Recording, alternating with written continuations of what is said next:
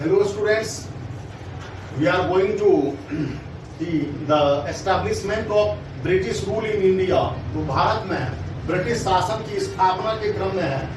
तो इसके अंतर्गत बताया था पिछले क्लास में कि सबसे पहले हम लोग 18वीं शताब्दी के पूर्वार्ध में rise of regional states means after speedy decline of the Mughal empire emergence of so many regional states, बहुत सारे क्षेत्रीय राज्यों के उद्भव हुए, जैसे बंगाल, जैसे हैदराबाद, मैसूर राज्य का उद्भव, मराठों के उद्भव और फिर पंजाब में सिखों के एक राजनीतिक शक्ति के रूप में उद्भव हुआ। इस कड़ी में सबसे पहले हम लोग लेते हैं बंगाल का एक स्वायत्त राज्य के रूप में उद्भव। बंगाल का एक स्वायत्त राज्य के रूप में उद्भव और अंग्रेजों ने चूंकि राजनीतिक नियंत्रण की स्थापना का प्रयास बंगाल के क्षेत्र से ही किया, the Britishers try to control over territory from Bengal. और इसी कड़ी में सबसे पहले हम लोग बंगाल की स्थिति को देखते हैं कि 18वीं शताब्दी के पूर्वार्ध में बंगाल की स्थिति क्या थी और किस प्रकार से यह पलासी के युद्ध तक पहुंचा, राइट, बैटल ऑफ पलासी। और उसको हम लोग सेपरेट टॉपिक के रूप में देखेंगे, establishment of British rule in India and conflict with major states, right. तो सबसे पहले राइज ऑफ बंगाल। बंगाल क्या था? मुगल शासन के अंतर्गत एक सूबा था। सूबे प्रांत को कहा जाता था। सूबा जो था वो प्रांत को कहा जाता था। उस समय काल का प्रांत जो था वो सूबा और सूबेदार कहलाता था उसका शासक। तो बंगाल मुगलों के समय काल में एक समृद्ध सूबा था। इसका कारण ये था कि बंगाल का जो क्षेत्र था वो फर्टाइल लैंड, जिसमें वर्तमान का बांग्लादेश, अभी का पश्चिम बंगाल का क्षेत्र आता था। इसीलिए राजस्व प्राप्ति के दृष्टिकोण से मुगलों के समय काल में बंगाल एक प्रमुख क्षेत्र के रूप में था। लेकिन मुगलों के काल में ही हम लोग देखते हैं और सल्तनत काल में भी इस क्षेत्र में जमींदार अधिक शक्तिशाली थे।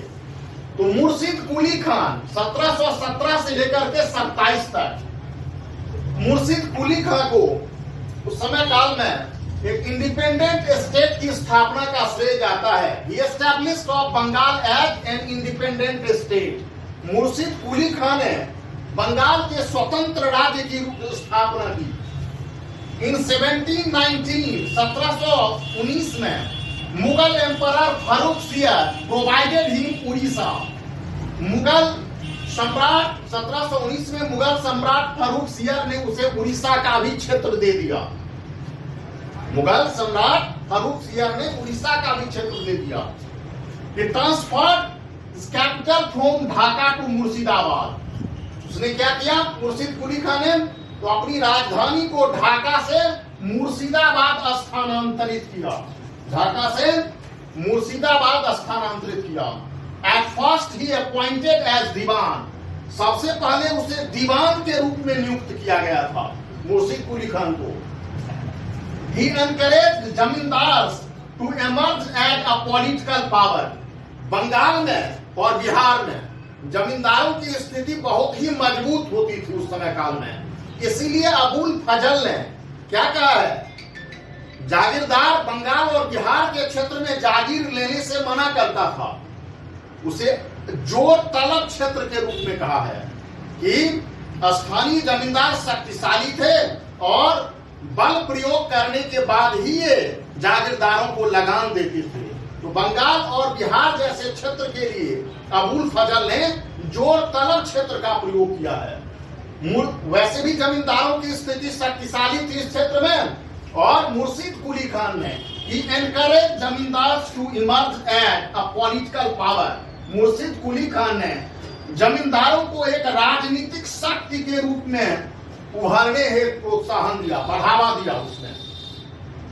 कालांतर में वही आप देखें तारीख व्यवस्था। He introduced collection of revenue to highest bidders and given priority to local zamindars and money lenders। मुर्शिद कुली खान ने सबसे ऊंची बोली लगाने वालों को ठेके पर राजस्व वसूलने की प्रथा शुरू कर दिया बंगाल में। कालांतर में वारेन हेस्टिंग्स ने भी किया था, बाद में, बहुत बाद में नहीं किया था वारेन हेस्टिंग्स ने। तो अगर ये रहता है कि किसने हाईएस्ट बीडर को, और बंगाल के नवाब, अन्य क्षेत्र के नवाब, तो बंगाल के नवाब मुर्शिद कुली खान ने introduced collection of revenue to highest bidders, जो ऊंची बोली लगाता था कि हम इस क्षेत्र से अधिक लगान देंगे, उनको ये लगान वसूली का अधिकार देता था। गिवन प्रायोरिटी टू लोकल जमींदार एंड मनी लेंडर, और इसमें उसने क्या किया, स्थानीय जमींदारों और साहूकारों को प्राथमिकता दी, हाईएस्ट लीडर्स को। Reorganised administrative system and provided equal opportunity to Hindus and Muslims. Bengal के क्षेत्र में दोनों ही जनसंख्या, इसीलिए मुर्शिद कुली खान ने प्रशासनिक व्यवस्था का पुनर्गठन किया, प्रशासनिक व्यवस्था का पुनर्गठन किया तथा हिंदुओं और मुसलमानों को समान अवसर प्रदान किया। And provided equal opportunity to Hindus and Muslims. He provided takavi loan to the farmers to promote agriculture.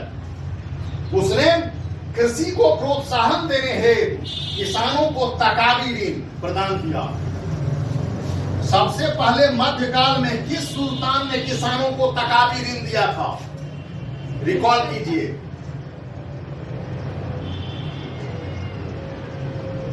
Which sultan who provided at first the takabi ring credit to the farmers? Mohammad बिन तुगलक। मोहम्मद बिन तुगलक दिल्ली सल्तनत का पहला सुल्तान था जिसने किसानों को तकाबी ऋण प्रदान किया था और कृषि विकास के लिए एक सेपरेट डिपार्टमेंट की स्थापना की थी। दीवाने अमीर को ही, दीवाने अमीर को ही ध्यान दीजिएगा, takavi loan. He checked upsurgence of native zamindar Uday Narayan, Sitaram Rai, Sujat Khan et cetera. उसने स्थानीय जमींदारों जैसे उदय नारायण, सीताराम राय, सुजात खान जैसे जमींदारों के विद्रोह को संतुलित किया।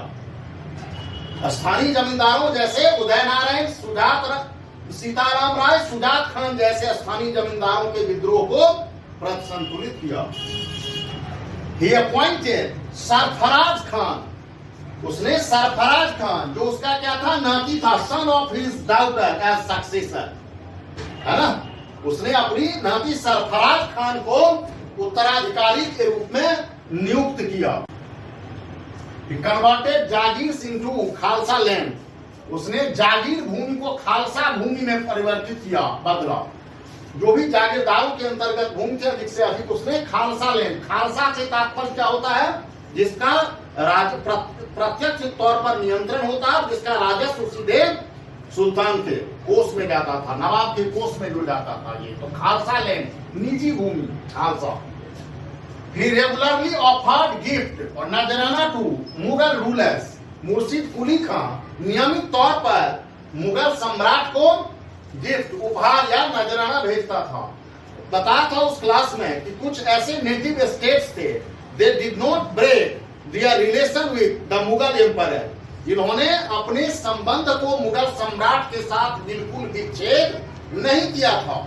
वैसे दूरी का लाभ उठाते हुए ये स्वायत्त राज्य के रूप में उभरे थे, किंतु ये मुगलों के साथ संबंध बनाए रखे। He also restricted misuse of Dastak by the Britishers. उसने अंग्रेजों द्वारा दस्तक के दुरुपयोग पर प्रतिबंध लगाया। दस्तक क्या होता था बताया था। दस्तक एक तरीके से पास होता था कि जो दस्तक या तो सम्राट जारी करता था या स्थानीय जो भी शासक होते थे जारी करते थे, है ना। तो मुगल सम्राट या स्थानीय जो शासक, गवर्नर, अर्थात एक मुश्त राशि के बदले जहां ड्यूटी फ्री ट्रेड करने की अनुमति होती थी।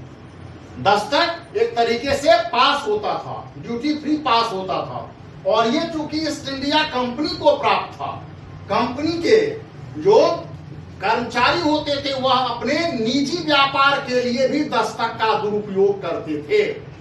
यही तो कारण बना, दस्तक का जो दुरुपयोग हुआ था, मिसयूज हुआ था, यही बंगाल में नवाब के साथ संघर्ष का कारण बना था, मिसयूज ऑफ दस्तक। तो जो अंग्रेज कर्मचारी अपने निजी व्यापार के लिए करते थे। तो he also restricted misuse of Dastak by Britishers, या अंग्रेजों द्वारा दस्तक के दुरुपयोग को प्रतिबंधित किया हुआ था। राइट, अंग्रेजों द्वारा दुरुपयोग किए जाने वाले दस्तक के उपयोग को प्रतिबंधित किया था इन्होंने।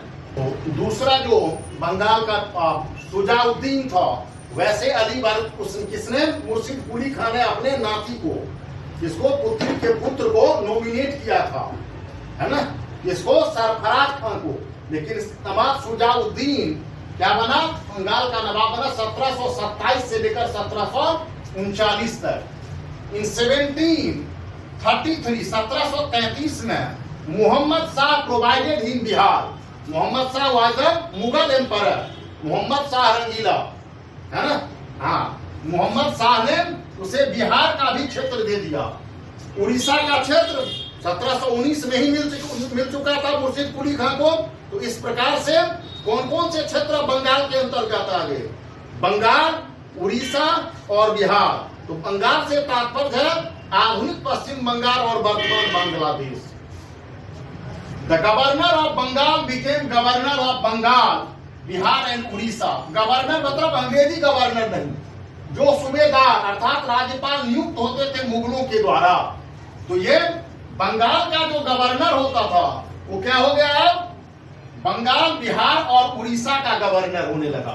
जो बंगाल का गवर्नर होता था वो बंगाल, बिहार और उड़ीसा का, क्योंकि अब बिहार का भी अलग से गवर्नर नहीं होना, ये बिहार में अलग से deputy governor. He divided Bengal into 4 administrative units.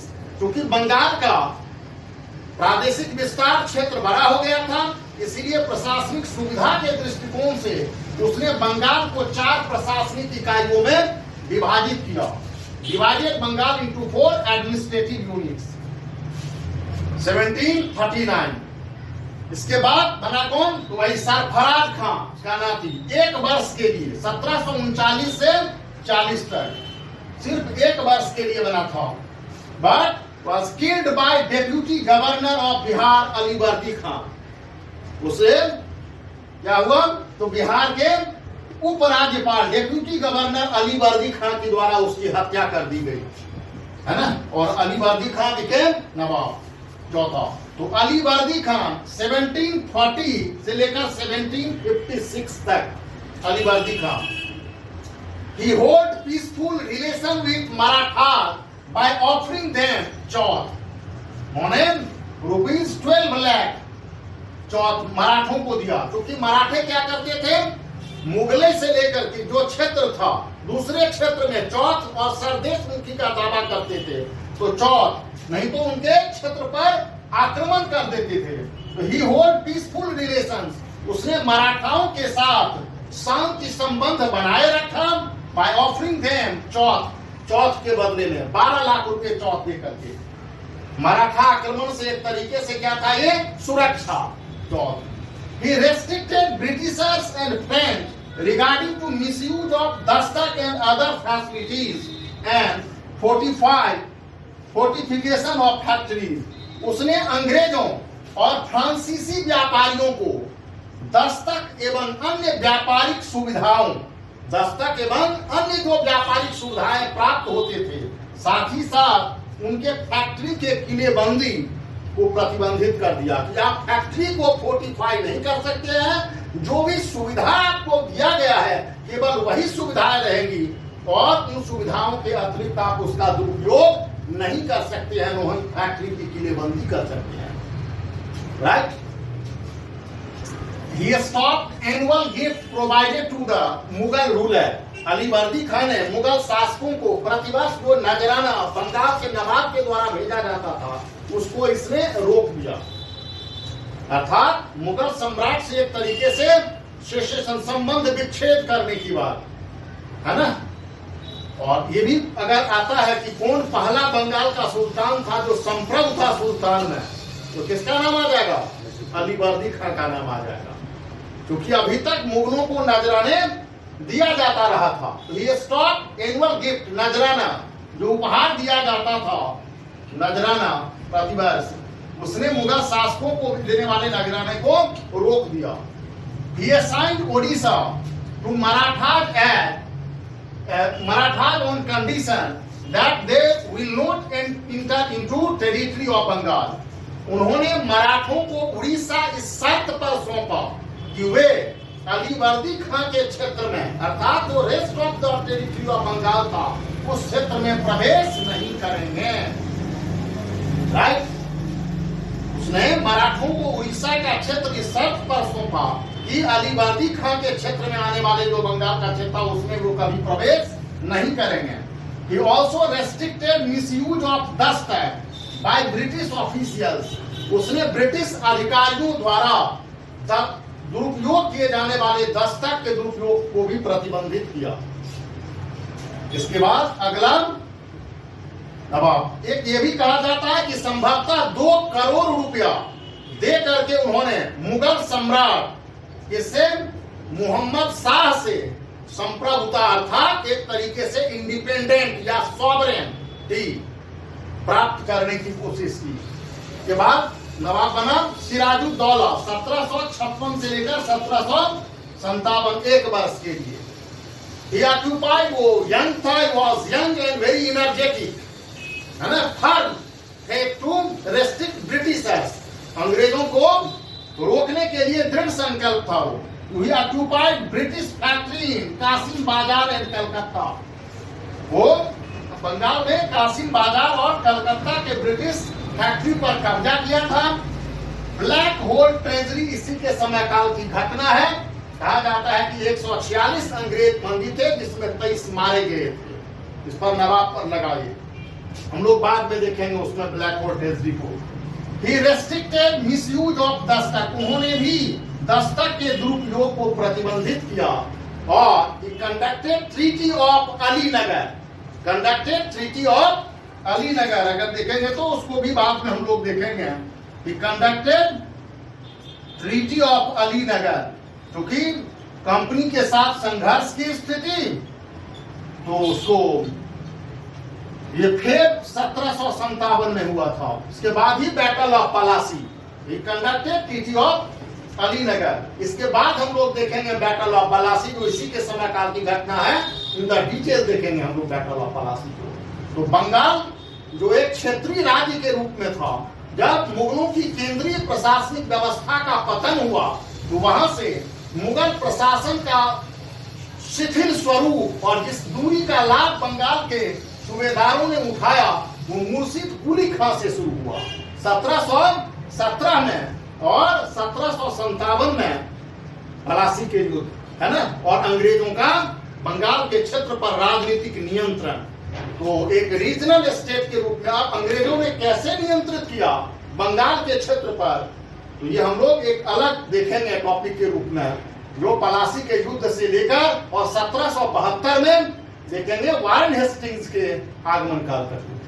Right, we will see the rise of Awadh.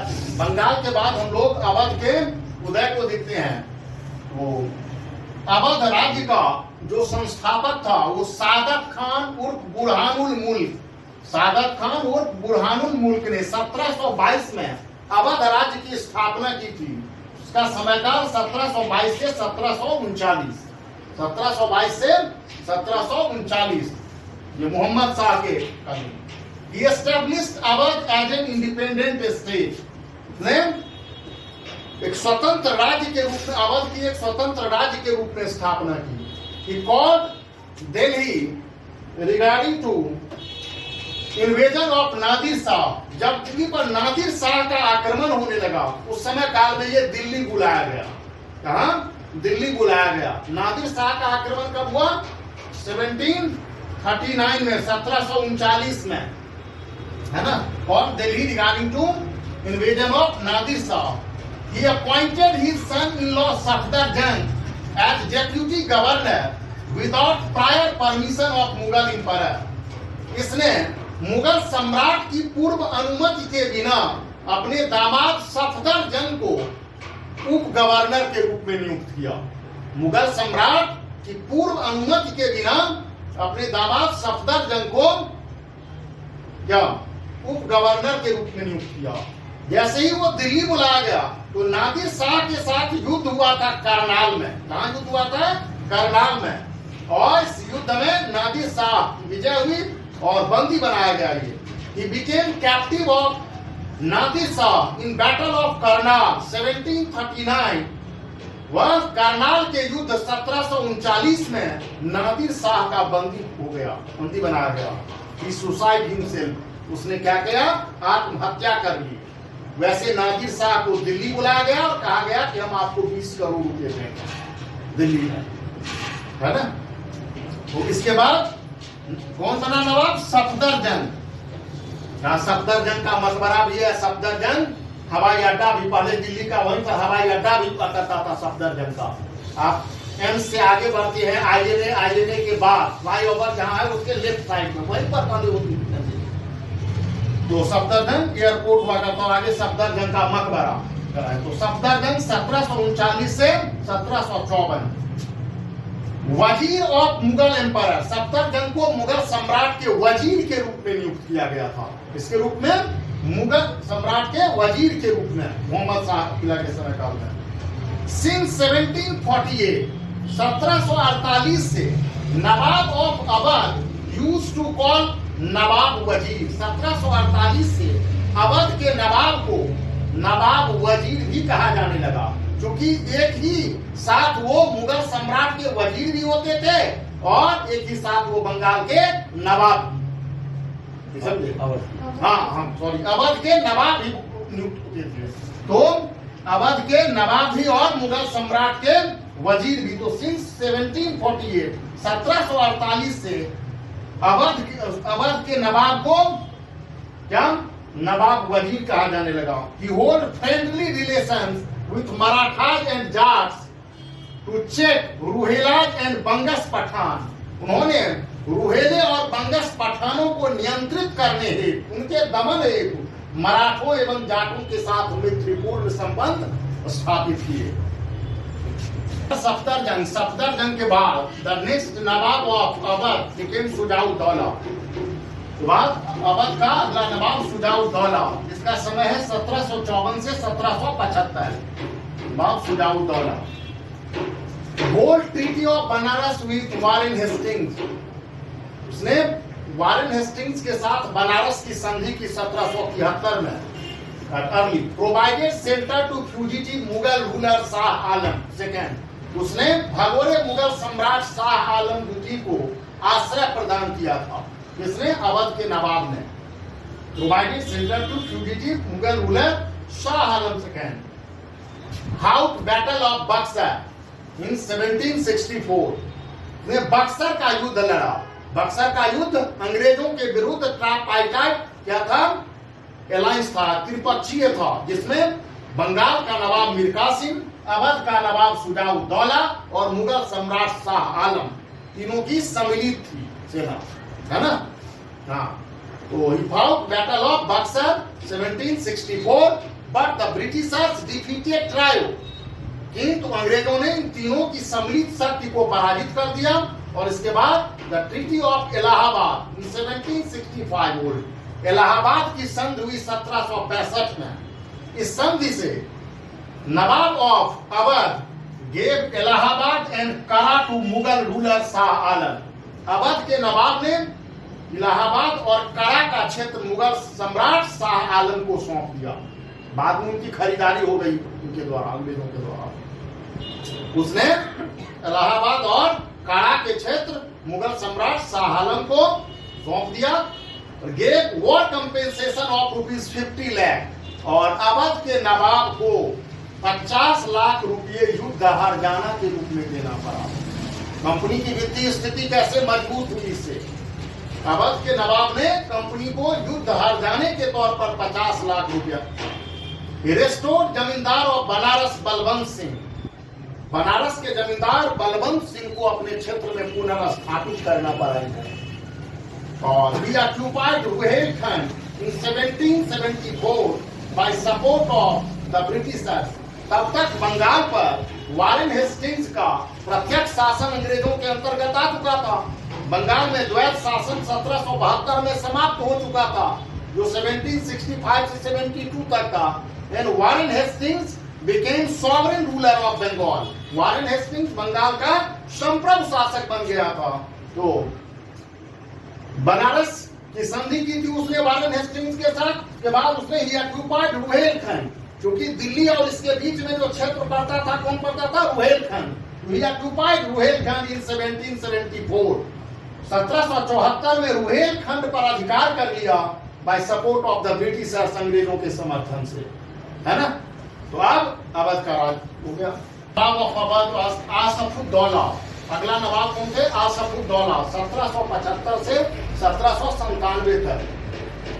Treaty of Faizabad with Britishers इन 1775, उन्होंने 1775 में अंग्रेजों के साथ फैजाबाद की संधि की। और उसी बस transfer capital from Faizabad to Lucknow. अब तक फैजाबाद ही अवध के नवाब की राजधानी हुआ करती थी, इसने राजधानी को फैजाबाद से लखनऊ स्थानांतरित किया। And he made Lucknow court as a living cultural entity, तथा लखनऊ दरबार को एक जीवंत सांस्कृतिक स्वरूप प्रदान किया। लखनऊ दरबार में कवियों एवं साहित्यकारों को, विद्वानों को उन्होंने संरक्षण प्रदान किया और लखनऊ का एक सांस्कृतिक केंद्र के रूप में उभरा।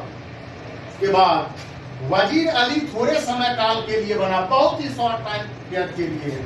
वह शासक बना फिर से सादत खान। तो सादत खान नाम है वो अलग है, सादत खान बुरहानपुर। ये सादत खान शासक बना 1797-98, ये भी एक ही वर्ष के लिए। He got thrown with the help of Britishers, उसने अंग्रेजों की सहायता से गद्दी प्राप्त की थी सादत खान ने। He signed on subsidiary alliance, Lord Wellesley ने जो सब्सिडियरी अलायंस की पॉलिसी लाया था, तो उसमें फॉर्मली तो सादत अली खान ने किया था, लेकिन उसने सहायक संधि की व्यवस्था को स्वीकार किया था। अर्थात सहायक संधि के अंतर्गत सुरक्षा का भार अंग्रेजों पर चला जाता था और इसके बदले में एक सुनिश्चित धनराशि अथवा कोई प्रदेश राजस्व के रूप में देना पड़ता था देशी शासकों को।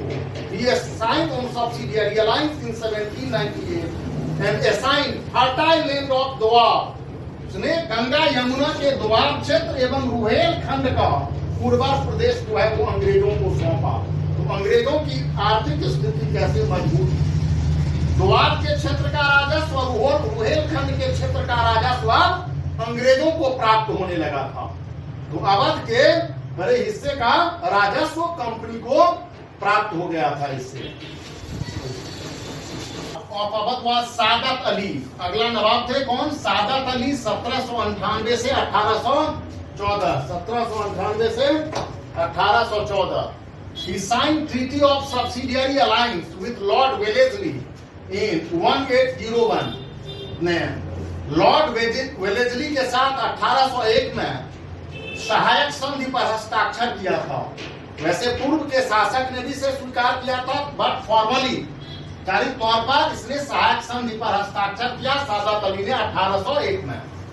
बाद से बना गाजीउद्दीन हैदर 1814 से लेकर 1827 तक, 1814 to 1827। In 1819, 1819 में he owned the title of Raja of Awadh.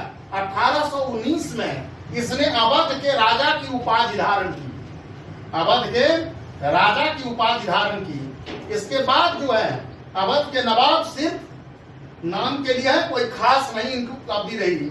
वो नासिरुद्दीन हैदर 1827 से 37, अली शाह 1837 to 42, अहमद अली शाह 1842 से लेकर 47 तक, फिर वाजिद अली शाह 1847 से 1856। प्रेमचंद की एक कहानी है शतरंज का खिलाड़ी, वाजिद अली शाह। उसमें है तो वाजिद अली शाह 1847 से 1856 तक was himself a poet, वो स्वयं कवि थे और कथक नृत्य किया करते थे, पारंगत थे। कथक डांसर, कथक उत्तर प्रदेश का ही क्लासिकल डांसर। हाँ। Annexed in British Empire on account of maladministration in 1856 by Dalhousie. Dalhousie ने जो ब्रिटिश साम्राज्य का विस्तार किया था, जिसमें अब बंगाल और कहां पंजाब के बीच, दिल्ली के बीच में यही एक क्षेत्र था जो बचा हुआ था। अब इसको किसी भी कीमत पर डलहौजी ने इसे मिलाने की कोशिश की, जिसमें अवध को 1856 में कुप्रशासन के आधार पर विलय कर लिया गया। 1856 में अवध का विलय डलहौजी ने कुप्रशासन के आधार पर किया। डलहौजी ने 3 तरीके से ब्रिटिश साम्राज्य के विस्तार की योजना बनाई थी। बाय वॉर एंड विक्ट्री, युद्ध और विजय। दूसरा, डॉक्ट्रिन ऑफ लेफ्ट, राज्य हड़प की नीति, और जो बुझाता कहा था कि आप यहाँ कुशासन है, कुप्रशासन है। दरअसल कुप्रशासन नहीं था, कुप्रशासन का कारण भी तो ब्रिटिश शासन ही था, उसको मिला लिया। 1856 में अवध का समावेलन हो गया ब्रिटिश साम्राज्य में, और 1856 में अवध के मिलने के साथ ही भारत में अंग्रेजों का जो ब्रिटिश साम्राज्य का विस्तार था वो पूरा हो गया, क्योंकि बंगाल बिहार को क्षेत्र मिल गया था इससे। और इसके बाद विद्रोह भी हुआ। तो विद्रोह हुआ उस समय काल में इसके पुत्र बिरजिस कदर ने किया था, उसको बाद में अवध में विद्रोह का नेतृत्व विद्रोहियों ने इसे किया था। तो हम लोगों ने अभी बंगाल का उदय और अवध के उदय को देखा। बंगाल के उदय में पहला जो था मुर्शिद कुली खान का, तो हम लोगों ने लिखा एक शॉर्ट वीडियो के रूप में था, इसको हम लोग कंटिन्यू कर देंगे। मुर्शिद कुली खान और उसके पश्चात जो बंगाल के नवाब थे, और फिर अवध के उदय, 2 क्षेत्रीय राज्यों को हम लोगों ने देखा। बाद में हम लोग मैसूर राज्य के उद्भव, फिर उसके बाद मराठों के उद्भव, और पंजाब में रणजीत सिंह के नेतृत्व में सिख राज्य के उद्भव को देखेंगे, जो अंग्रेजों के लिए एक चुनौती के रूप में थे। राइट।